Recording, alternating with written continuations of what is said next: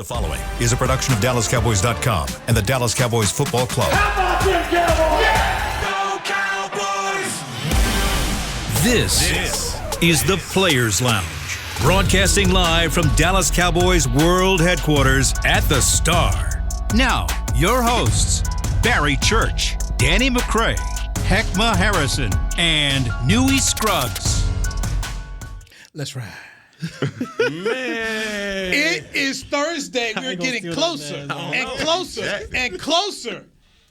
Cowboys, Washington Sunday at Jerry World. The Players Lounge brought to you by Tostitos, Barry Church. Yes, all dressed up. Is that got is that nowhere to monogram right there? Yeah, see, that's what we thought too, man. I asked why didn't we get, if you're going to do your own shirts, at least give us some of them. We'll tuck mine in. And then we found out it's Burberry, which is not When Shad Khan gives you the bag, that's what you get. You got the bag. That's crazy. So, Heckma Harrison, What it do?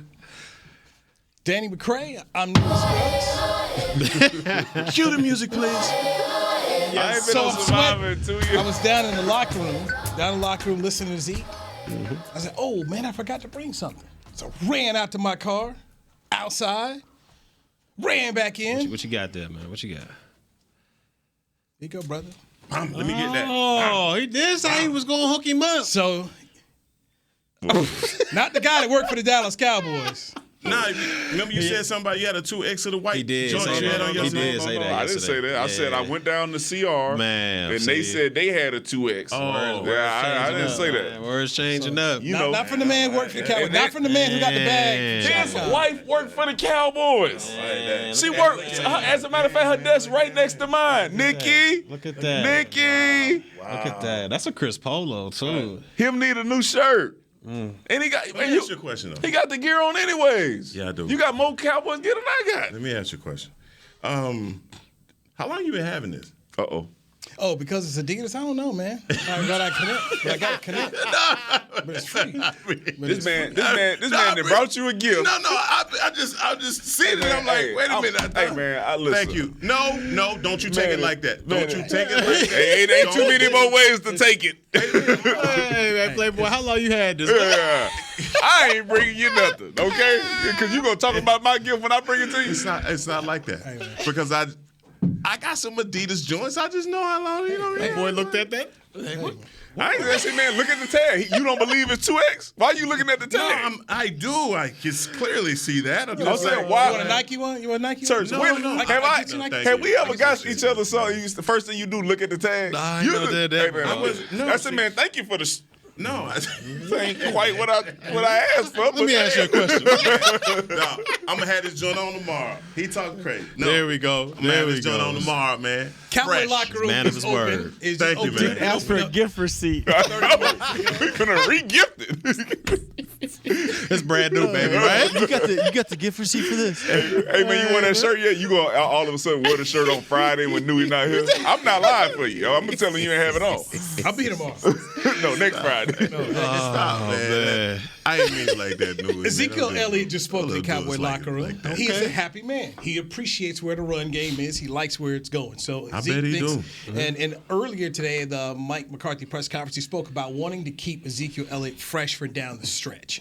So they'd like to keep it going where you're getting to see Tony Pollard and Zeke getting, preferably, that 15 touches apiece. And Mike was like, I don't care how we get it to him, when we throw it, run it, but, these guys need to have the football in their hands. So got a happy football player right there, and I think that's important. Also, he's talking about, I care about winning. And I don't think Ezekiel Elliott gets enough credit for people for the way he goes about his business in terms of, hey, I want us to win. And that, to me, says something about the kind of character of a man he is in this locker room. Yeah, that's the type of guy you want in your foxhole for sure. I mean, we've never really heard Zeke complain about anything. When you talk about last year, him being that left tackle or fullback when he was basically blocking the whole time. I swear to God, I was just like, B, you need to go back outside. No, bro. but he was literally out there blocking for Yes, these guys, yes. the entire time, not really getting the touches he needed, and he never complained about it. The most we heard about him complaining was, what was that, 2 weeks ago when he said, I think we should run the ball more. And that wasn't even an outlandish complaint of his that he has. So, to me, he's always been a great teammate and always wants to put winning before his own success. Me, personally, I would love to see him get a little bit more carries. I mean, I understand they're trying to, hold him, keep him fresh and all that good stuff, but I think he's only clips 13 carries maybe once this season so far. I mean, it's an early season, but I'm thinking get him in between that 20 to 25 low carries. I mean, if the guy can carry the load like that, and I think he's built for that type of load, and I would love to see him giving the ball a little bit more. But hey, I mean, he's a hell of a teammate out there, and he's putting women before his own personal game. No, I mean, that's been the evaluation as well for me of Zeke. 40 carries so far, 179 yards and a touchdown. That's preserving a guy when you go back to his years with Jason Garrett where he was carrying the rock way more than that. And, we've all been clamoring for this TP and Zeke connection. And now we finally got it, and we should just really be happy with what we got going on right now. Because if you go back to last year, it seemed like right after the Carolina game where he had the PCL injury, production went downhill. And we know how everyone just kind of dogged him out, saying that his explosion was gone. And before that, you saw him preseason, man, he was running in between trash cans and making all the noise and doing all that. And you want to see Zeke have the kind of, maybe he'll never return to 2016 Zeke, but at least be in when we get to later in the season where we can ride out those games, 30 carries, 25 carries, and he has, 120 yards, 2 tugs, or at least be able to rely on him in the playoffs. Last year, his legs were gone. Yeah. And we didn't have any plays where we kind of had Pollard in the mix. This year, I think Kellen is doing a really good job of incorporating both of them, and I like this new approach. And if this is for longevity for Zeke in this season, man, I'm rubber stamping my vote, boy. Yeah, I don't want to hear that about preserving Zeke. I don't want to hit. Zeke is a running back. Zeke he was signed here because he was able to carry that load back in 2016, 2015. When he was 2017, when he first got here, the load that you put on him was the same load you put on a guy like DeMarco Murray. And that is why you were successful. And that's why you paid the guy. All right? So to me, it sounds too much like splitting carries. I want 20 on Zeke, and then Pollard gets the rest. I want Nick Chubb and Kareem Hunt type of split. That's what I want to see, because I believe that the more you let Zeke eat, the more he gets into his rhythm, the better Zeke you'll see. And I'm not of one to believe that his production dropped off last year because of his knee or anything else other than Kellen Moore wasn't calling the run plays like he's been calling for the last 2 games. This is the first time where I've seen consecutive games where Kellen Moore, as the play caller, has stuck to the run game and then built the rest of the offense around that. This is the first time I've seen it, and this is why his production is going to continue to go up if they allow it to. Now, if we revert back to what we were before this, then we'll be talking the same stuff that we were talking last season after the LA Chargers game. Yep. We're like, we running through everybody, and all of a sudden we back to where we were in the Tampa game. So I want Zeke to get more. Zeke don't have to get pissed off, all right? He don't have to yell at the media, go tell Kellen Moore none of that, because I'm going to do it for him. Give Zeke the ball more, bro. Give him the ball more. The offensive line likes it. The fans like it. And Zeke not going to tell you, but he's sitting there watching other guys who he believes that he's better than, saying, if I got that amount of carries, then my numbers would be that much. Because doesn't he want to rush for 10,000 yards? Isn't that a goal of his? So he has that goal, and he wants to be a team player. Help him out. Yeah. So you mentioned it. Handy dandy notes. Zeke is 17th in rushing, 40 attempts, 178 yards, 1 touchdown, averaging 4.45 yards carry. So I went and looked, look at the other running backs. Right now, Nick Chubb is leading the league in yards from scrimmage. How many carries does he have? 62 and 4 touchdowns. Saquon Barkley's got 53 carries. He's second in the league in rushing. Cordero Patterson of Atlanta, 49 carries, 302 yards. And Jonathan Taylor of Washington has 61 carries for 286 yards, averaging 4.69. Christian McCaffrey has 50 carries, 243 yards. Khalil Herbert, 33 carries for the Bears, 240 yards, averaging 7.2 yards. He's toting that thing. He's toting, because Montgomery's suffering on that. DeAndre Swift of Detroit. They want to run the football. They've got a good offense up there right now. They got two-headed monster too. Him and Williams. Yes, 27 carries, 231 yards. James Robinson coming back from that injury last year, 51 carries for Jacksonville, 230 yards. Then you got Leonard Fournette, 57 attempts for 227 yards, averaging 3.98 a carry. So you just look at those runners right there. Obviously, Ezekiel Elliott not getting the attempts that those other guys are getting. But I was surprised about Patterson, but Atlanta 49 games. Why? Man, he's Did you see him last season? The dude came alive as a running back, like a guy who you looking at. Hey man, who should I draft in my fantasy football league at running back? And Cordero Patterson was one of those guys because one, he was a touchdown machine. They just kept putting him in on the goal line, and he was scoring all the touchdowns. But he runs like a true running back. He just wears, a receiver number. Which looks so trash in the backfield. But that's another question. Listen, Cordero Patterson. If you seen him last year and how they used him, it was like he's physical. It was Debo Samuel, but more of a straight out of the backfield. Mm-hmm. Hey, look, I picked him up in my league, and I just plug him in there. I'm just surprised. Okay, look, man, it's one of the few picks I made. I took Dave Montgomery too. He's trash. Oh man! But D-Mac, how can a guy? Go ahead, man. No, you good. Go ahead. Yeah. How can a guy like Zeke, who is averaging 300 carries a year, his first 4 years in the league, continue that pace? You get to this point in your career, you want and I'm kind of singing Mike McCarthy's praises on the way that he's approaching it, because if his approach is later in the year, when we get to November, December, that's when you're going to start seeing Zeke really pound on these defenses. Okay, come on, man. So you telling me that they're going to go through all the year of getting 60-40, and then all of a sudden Tony Pollard still balling, they're going to snatch carries away from him so then they can just ride Zeke for the rest of the season? I don't believe that. It's a nice excuse now until you get to the end of the season and it doesn't change, and then you say, well, what happened to saving Zeke so we can ride him through the end of the year? But there are obvious things that we already know about what Zeke presents that Tony Pollard doesn't present. This short yardage situations, he has the burst. You can get him out, attack the edges, but Zeke does the tackle running. And I'm not arguing with this. I think Zeke looks good. I think he's coming out of games looking better than I'd seen him look in a lot of years. But I just don't think he's 322 yards, averaging that through the next part of his career. Man, if you want this guy to continue to be productive for you, you're going to have to monitor that. And it's not a bad idea that Tony Pollard, by the way, is the guy that you have been wanting him to be. He's putting that work in. 105 yards last game. Man, we can't lose with this. Yeah, no, I'm just saying that the reasoning didn't make sense for me. You want to get both them carries. You want to see more Tony Pollard. I don't think the reasoning is because you're trying to rest Zeke. I think the reasoning is because you want to see more Tony Pollard. And we also know the reasoning. When it comes to contract negotiations at the end of the season, your production here is going down a little bit from year to year to year. Well, the production, y'all haven't given me the rock. I'm just looking here at the numbers. That's all I can look at is the numbers. YPC just not adding up, huh? It's just not adding up to me right now. So we're going to have to, take another look at this and see what we can do. We all know what's going on.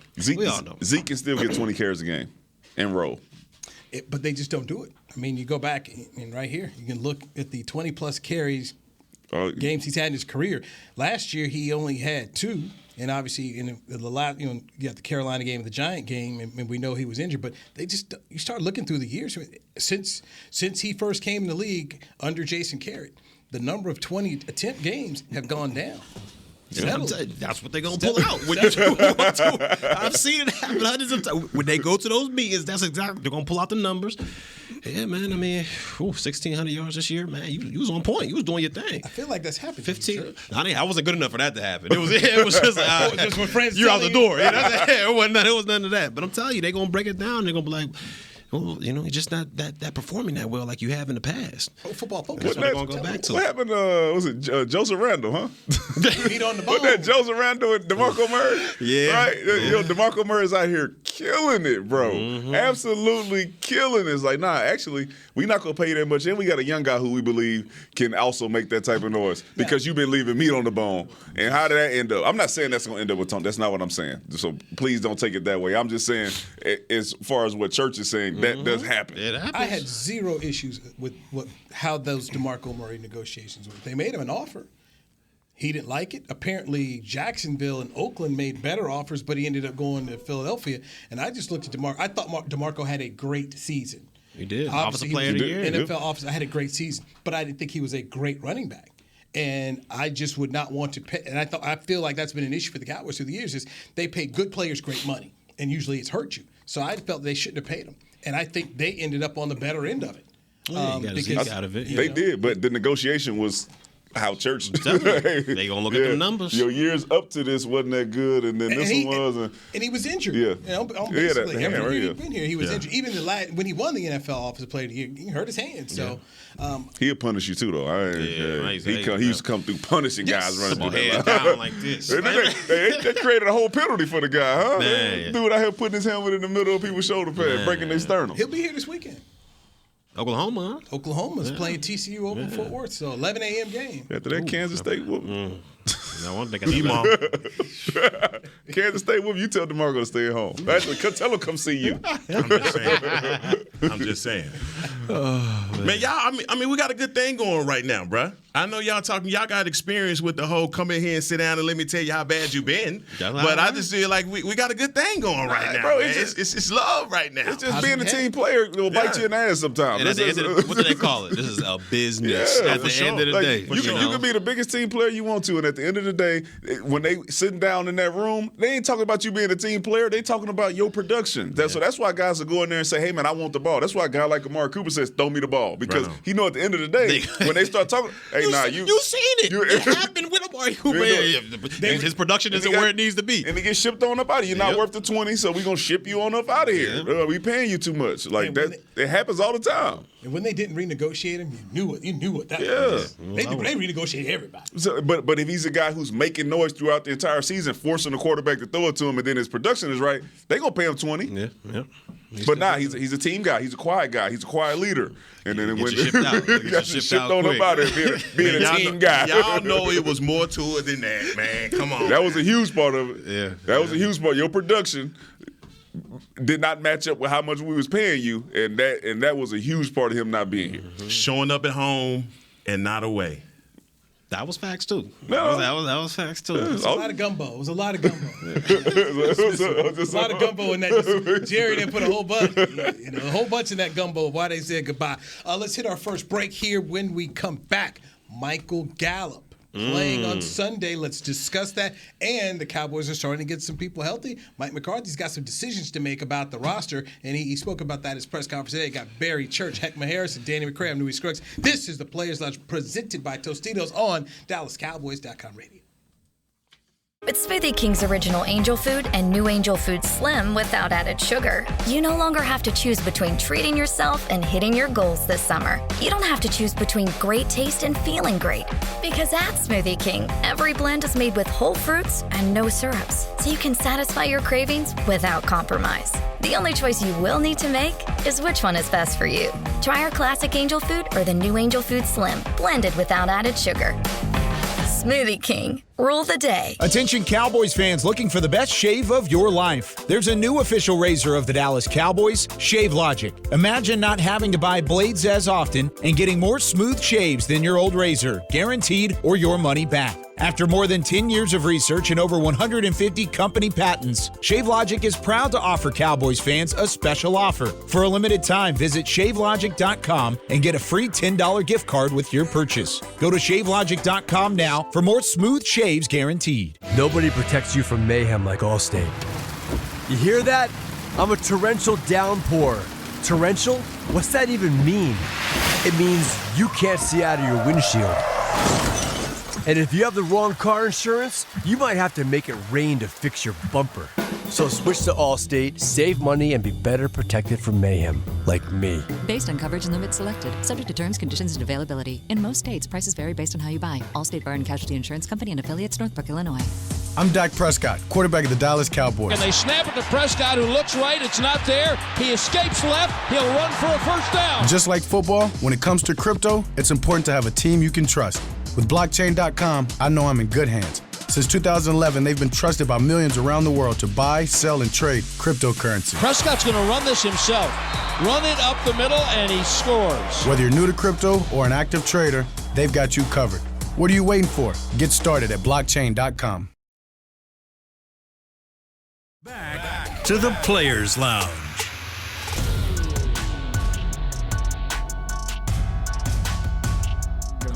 Are you a Cowboys fan who spices up the game? Nominate yourself or a friend to be the Cowboys Fan of the Year, presented by Captain Morgan, and win a trip to Super Bowl 57 in Arizona.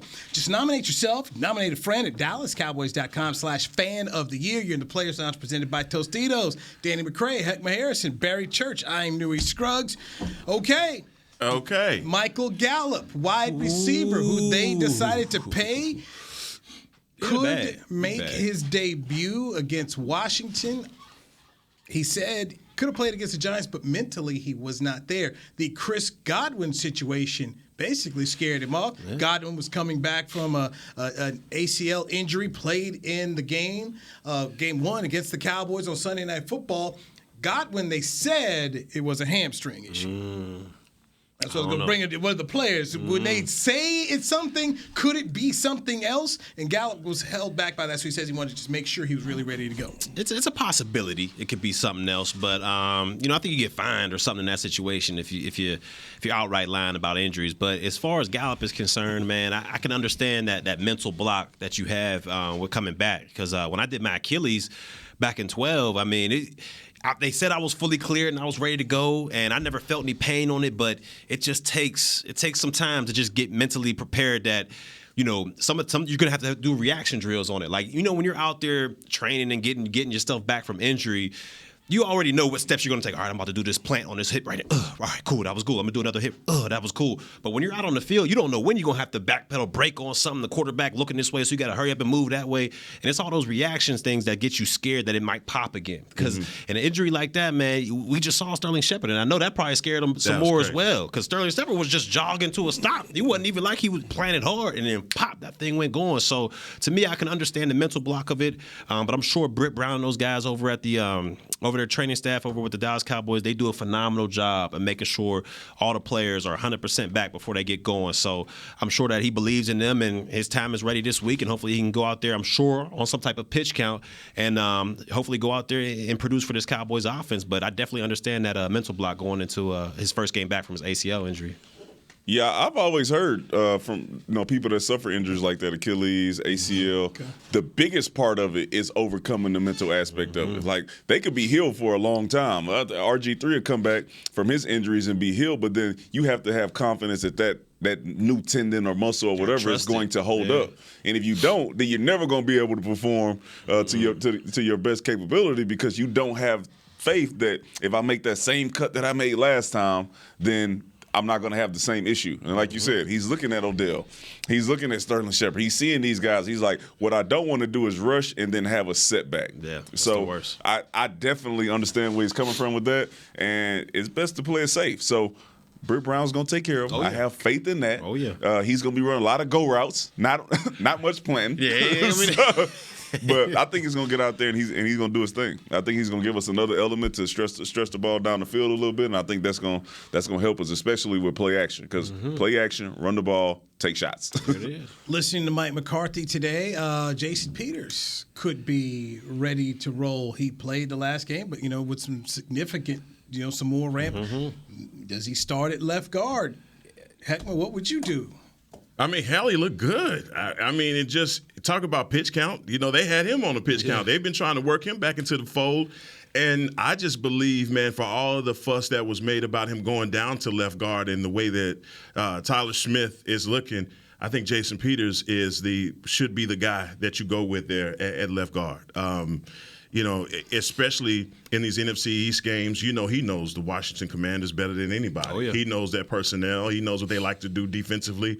And I love the fact that when I heard Tyler Smith talking about how impactful Peters has been on his career, like a big bro, somebody that's giving you the ins and outs. And that's valuable when you're next to a guy that you can trust and that's giving you the game, like my man BC right here.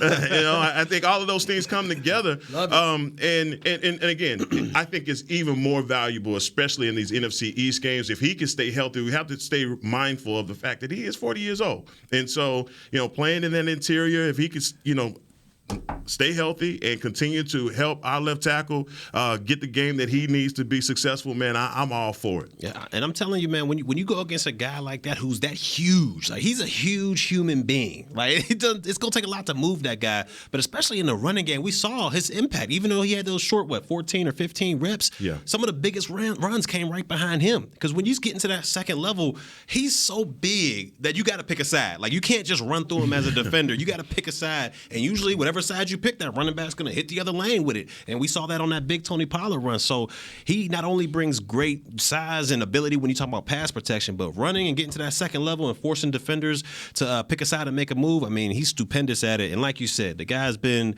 a great mentor to the young Tyler Smith over there, and he's gotten that guy to pick his game up even more. Yeah, listen, piggybacking off what y'all said, I agree with it all. What he also brings is, like you said, that mentorship, but not just to Tyler Smith, because I caught a clip of the sounds from the sideline, and in the middle of that circle, right, of the offensive line, it's Peters giving the speech and getting those guys hyped up. He's been there for how long? Right, so you know that he's already commanded the respect of those players, and they look at him as a guy who they know who's been in those trenches. He has a long career. He's a great player, so they should follow him. So not only does he bring the great play and that mentorship to Tyler Smith, but all of those guys are then following him and listening to him because he's been so successful in the league. And then me and you, I think we was at lunch the other day talking to Nick Eatman, and you talk about mentorship.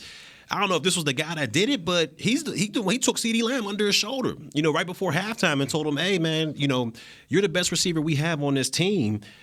I need you to go out here in this second half and show the world who you really are. And I don't know if that's what got him going in the next direction, but we saw that light flip switch, or that switch flip, or whatever it was in the second half, and CeeDee Lamb became a totally different receiver. So like I said, not only is the guy doing well on the field, but he's mentoring these young cats and getting the most out of everybody, man. Power positivity. There it is. Yeah, positive hit.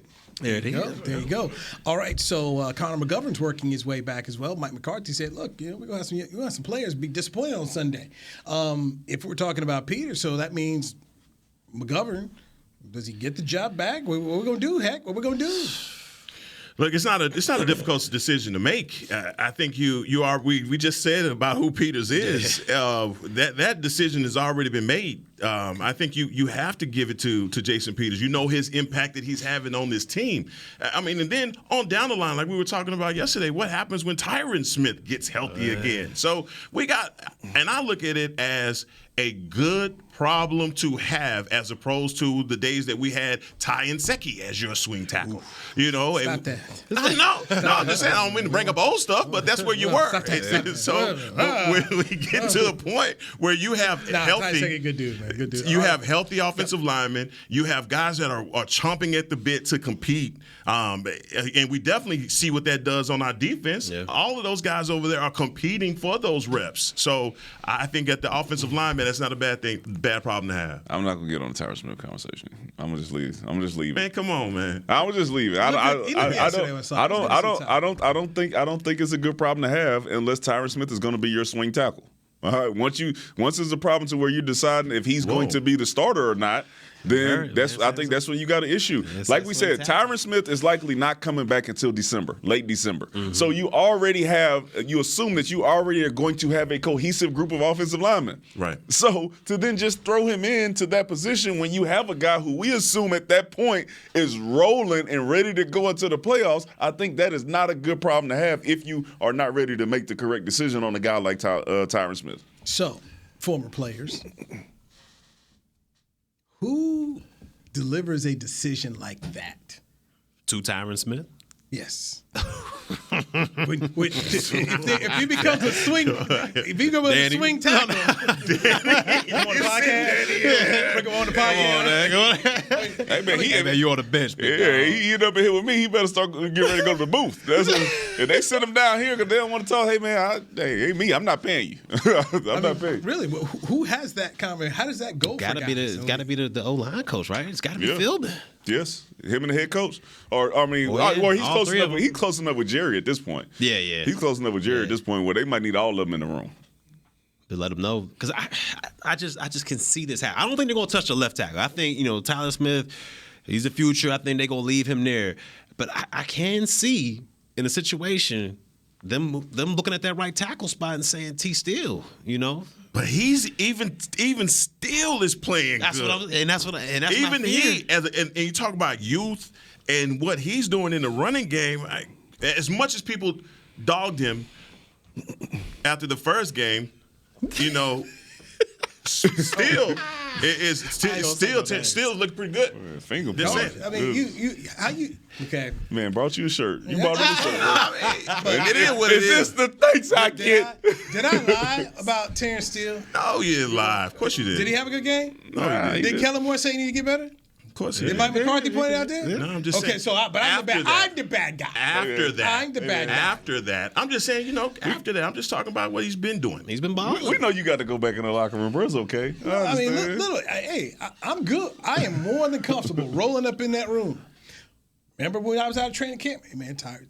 Still looking good out here. I mean, so I've called these things correctly the entire way for this young man. So now, I thought that Collins should have got the job back, but then now I've been told even more information about the hip issues for Collins and one reason why they went with Steele, which I understand it more so. But I'm saying we tell the truth, right? We tell the truth. Can you see them putting Tyron on a pitch count just so he can, feel like he's involved in it? Or are you just saying, man, you just a swing tackle? Hey, man, listen, this guy got hurt at practice and it wasn't even a physical type of drill. He was running on the screen. My fear is always going to continue to be, hey, man, all right, wherever you're going to put him at, left tackle or right tackle, he then has to take somebody's spot, right? Right. Yeah. So now you are telling somebody who's been starting the entire season that Tyron Smith is going to take their spot. In their mind is, I'm not better than him. I'm not good enough to play. So now you also risk this guy getting in here and getting hurt again, right? And then you have to go back to this guy who you just benched, and you have to say what? Hey, man, sorry. Now get back out there. Get back out there and go play. You didn't get the reps during the week, but we want you to get back out there and go play. After we done shitted on you, you started on for 17 weeks. What? Yeah. That's how that went. Yeah. I don't understand. So we're gonna take a break now here on the show. I couldn't say the cuss word I wanted to say. My bad. I'm trying to We still got to do our Thursday picks. Got a game tonight. Got Thursday picks here. And I asked Ezekiel Elliott, who's the Cowboys' rival? And we'll get your opinions on that with Danny McCray, Heckma Harris, and Barry Church. I'm Newey Scruggs. This is Players Lounge presented by Tostitos on DallasCowboys.com radio. Nobody protects you from mayhem like Allstate. You hear that? I'm a torrential downpour. Torrential? What's that even mean? It means you can't see out of your windshield. And if you have the wrong car insurance, you might have to make it rain to fix your bumper. So switch to Allstate, save money, and be better protected from mayhem, like me. Based on coverage and limits selected, subject to terms, conditions, and availability. In most states, prices vary based on how you buy. Allstate Bar and Casualty Insurance Company and affiliates, Northbrook, Illinois. I'm Dak Prescott, quarterback of the Dallas Cowboys. And they snap it to Prescott, who looks right. It's not there. He escapes left. He'll run for a first down. Just like football, when it comes to crypto, it's important to have a team you can trust. With blockchain.com, I know I'm in good hands. Since 2011, they've been trusted by millions around the world to buy, sell, and trade cryptocurrency. Prescott's going to run this himself. Run it up the middle, and he scores. Whether you're new to crypto or an active trader, they've got you covered. What are you waiting for? Get started at blockchain.com. Want to use what the pros use? How about the official men's skincare brand of the Dallas Cowboys, Jack Black? Right now, you can get the Jack Black Starter, a curated collection of Cowboys locker room favorites for just $10 with free shipping. The starter includes 4 Jack Black skincare favorites, plus a full-sized intense therapy lip balm. Go to getjackblack.com/Cowboys and use the code word TEAMJB. That's getjackblack.com/Cowboys. The Jack Black Starter, $10, free shipping. With Smoothie King's original Angel Food and new Angel Food Slim without added sugar, you no longer have to choose between treating yourself and hitting your goals this summer. You don't have to choose between great taste and feeling great. Because at Smoothie King, every blend is made with whole fruits and no syrups, so you can satisfy your cravings without compromise. The only choice you will need to make is which one is best for you. Try our classic Angel Food or the new Angel Food Slim, blended without added sugar. Smoothie King, rule the day. Back to the Players Lounge.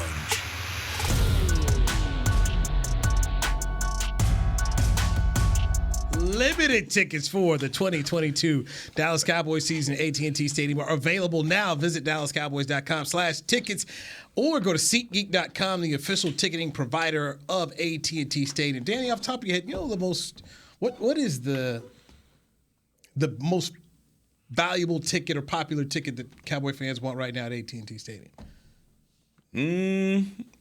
Probably Texans. Okay. That Dallas, anytime the Cowboys play the Texans, it's always that little Dallas versus Texas rivalry. So I think you'll see a lot of Houston, Texas fans up there. And I say that because my stepdad just asked me to get 4 tickets for the Texans game.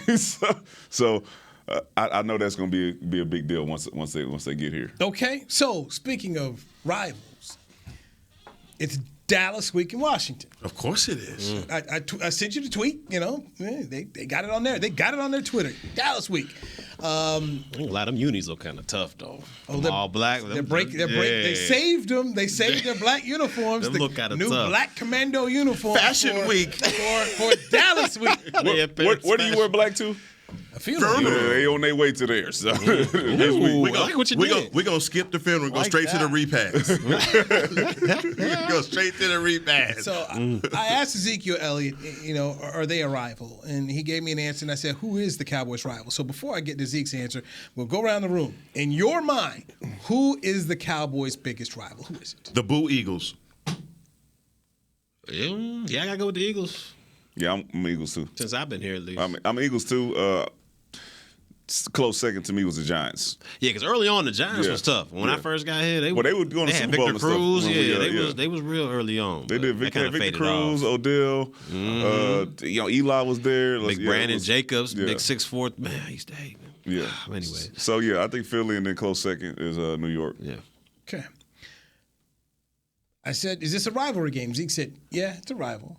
Playing twice a year, it's a rivalry game. And I said, well, who is the Cowboys' rival? He said, whole division, everybody in the division. I'm like, really kind of can't do that, can you? Is it just, can you have one? Don't you? You got to have one versus, for instance, and I'll just break it to college football. Texas has Oklahoma, then they got Texas A&M. Yeah. Is it like that for them? Is that how we call it? Or is it, do you just have one rival? How do you guys see this? I see it as one rival. Okay. I see you can only have. Actually, you can only have one rival out there, and for it to be a rivalry, I think you gotta go back and forth in some type of fashion. Like if you're just drumming the team each and every week, then it's kind of like how Washington and we are now. Like last time, I don't know when the last time the Washington Commanders had beat the Dallas Cowboys. So, yeah, I think it's got to be one team, and to me, that's got to be the Philly. I think it's a new school type of thing. I think the new era of players now don't buy into that same old rivalry from back in the 80s and the 90s and all that stuff. And I think the reason that the Pittsburgh and Baltimore one lasted so long was because they were always two good teams. New England and Baltimore? Pittsburgh and Baltimore. And they went out the playoffs. Right? Yeah, and I think for us, it's like whatever two teams are good for the longest, right? Yeah. So at one point it was Washington, and then they had RG3, so we were like, that's our rival, right? Like that was like our big game. And then it's Philly. Oh, that's our big game. And then you got Eli and Victor Cruz, and for the people who were playing in those 3 or 4 years, that was the big game for them. And I have to think about this, man, because every Thanksgiving the Cowboys used to play the Washington football team, or the Commanders. They went by another name, but that's every Thanksgiving you would have that game, and it was like the same crew that was there, and it was just tradition. It wasn't, you didn't have Thanksgiving without these two teams playing, so that's what made it a rivalry. And those games were important games. It wasn't like the Cowboys were out of it or Washington was out of it. That's what made it. And even when you look at the Cowboys and Steelers or the Cowboys and 49ers, because it seemed like those teams were either meeting in the Super Bowl or meeting in the NFC Championship. Those were rivals. And like you said, it's hard to call somebody a rival that you're beating up on. Yeah, exactly. That's all one-sided. But, I can see how the Commanders are saying it is. And we've gotten to the point where we're just like, man, y'all ain't nothing. Well, we know what it means to them. Yeah. And I kind of come back to this word I kept hearing in finance class all the time, where they would say, depends. So when I look at the Cowboys, depends. When in the 70s, the Giants weren't any good. So they weren't a rival. But Washington was. So they're a rival. Philadelphia struggled. But then when Philadelphia got good, okay, boom, rival. Then those years when the Giants under Coughlin had won 2 Super Bowls, it was the Giants. And a lot of times I tell people, TV tells you exactly what it is because they want the best matchups. Right. Yeah, Cowboy-Giant game used to be a Sunday night game when in the first 2 weeks, NBC was trying to snatch it up. He ain't snatching it up. He ain't doing that. It's on Monday Night Football now. Washington, I mean, heck, when you and I were growing up, when did you watch Washington and Dallas at noon? Never. No, ever. Never. That was a primetime game or was afternoon game. Now, man, you got the 12 o'clock kickoff. You just made me think of something else, too. Why? All right. One, it's only a rivalry if the players buy into it, in my opinion, right? Okay. Go back to Baltimore, go back to Pittsburgh. Them dudes was out there trying to hurt each other, right? They was out there hitting, right? Yeah. And I think also plays into the old school rivalries. Now all these dudes are friends, right? Yeah. You don't go play somebody from the Giants, right? Your friends play on the Giants. You got some cool people on there who's going to battle in between the lines, and then I'll see you in the summer. Yeah. Back in the day, you wasn't easily in contact with these guys. You might not see them dudes until you played them that season, and you still hated them for whatever happened in the last time. And then now it's like, you're a little bit more connected. You get to talk to them a little bit more. It's harder for you to hate somebody for a whole year in and year out. Man, I'm telling you, I thought that same thing too about new school, old school, until I would see my Uncle Joe is cool with Too Tall. They buddies, like for real. Him and these guys really do like each other and hang out. Where you think there would be bad blood, and there really isn't. But I get what you're saying, man. A lot of it's like even with LeBron, a lot of people get on LeBron, like he's too friendly. Everybody's his homeboy. Mm-hmm. And even this jersey signing at the end of the games, like, man, you like, cool with don't be signing no jersey. Can I get your shoes? Yeah. Where they do that at, man? I need them shoes. So, I mean, that's not the mind state that you think that football players would have, that we're trying to swap jerseys at the end of the game, but that's what the game is going to, fortunately. I'm not going to say unfortunately. They could be cool outside the field. Right on. We got Thursday Night Football. Man, do I have to pick? We had to get these picks in here. So, I'll give you it is Miami at Cincinnati. By the way, Miami right now playing on NFL Network. So, Miami at Cincinnati here. What's the record, man? Cincinnati is a 3.5-point favorite at home in this game. Our Thursday night records this year, heck, you were 2-1 on Thursday night. Barry, you were 2-1 on Thursday night. Who did I lose? What was that one? Who did I lose to? What was that one game I lost? I think you lost the first one. No. Hey, man, who I lose to? What was the first Thursday night game? Wait a minute. What language was that, Barry? It was the shock language. It was like, hold on. What?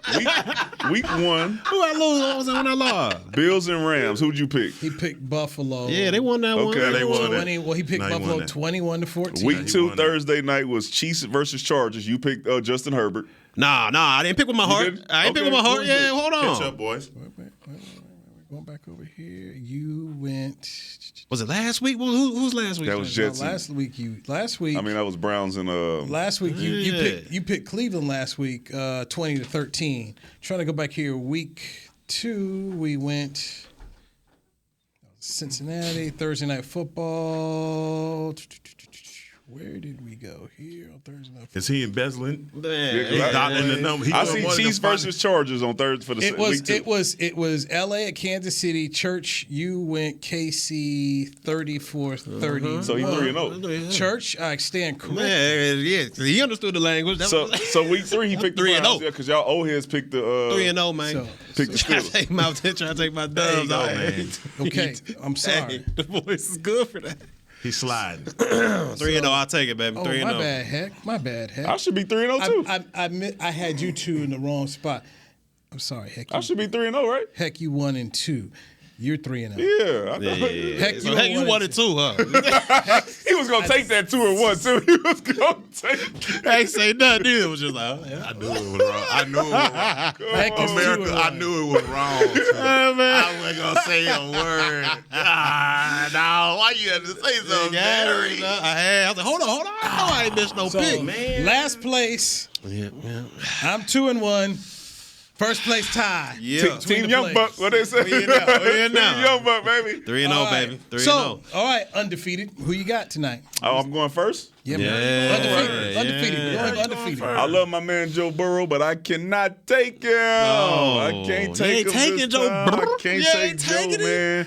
I What? got Miami winning by 7, man. 27-20. Even with Joe Burrow. Yeah, Miami. What? Hey, man, It's Miami, in Cincinnati. Miami's playing defense.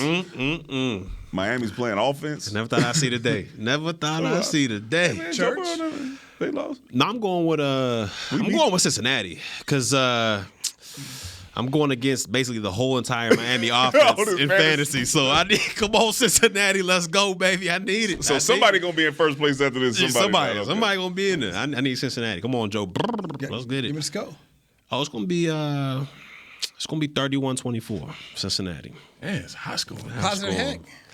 Now you go, Nui. Okay, give me 26. Give me 26-24 Miami. You going Miami? Yeah. The MIA, yo. Man. Okay, I'll tell you what. I'm going with Joe Burrow. I'm going with Yeah, Cincinnati. that's what I'm talking about, man. Yeah, That's I'm what I'm going with talking Cincinnati. And, boy, I think I'm going to go with a barn burner, too. I'll go 28-20. There it is. I need Joe Burrow, man. So Cincinnati. okay, so y'all together. You got. He got the yayo. He got the Come on yayo, over to the man. winning side. Come on. He got the yayo, man. No doubt about He went against his own people. On his own. I mean, you that's trust gotta a guy say like that? I What's don't your know. current record, I Newey? don't What's know. your current record? I'm 2-1 here.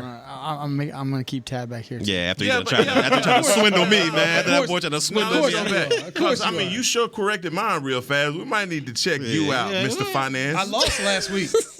Y'all was on the same team last week. Y'all both picked Pittsburgh. I picked- They don't lose. I put Pittsburgh 17-16. You put Pittsburgh 17-13. That's what was there. So when I wrote it down here. I ain't talking about that. I'm talking about weeks before So that. Church and D-Mac, you guys Yeah, are we both gonna 3-0 right now. Yeah. Yeah, Okay, I'm just trying to get the record straight. That's all. I need you guys. One of us won't be after tonight. Everybody Come get on, out. Cincinnati. I got the media mask Oh, coming all over. right. We up Everybody out of get here. out, You ain't get gotta out. go home, but you Players gotta get Lounge, brought to you by Tostitos on DallasCowboys.com radio. This has been a production of DallasCowboys.com and the Dallas Cowboys Football Club. How about this, Cowboys?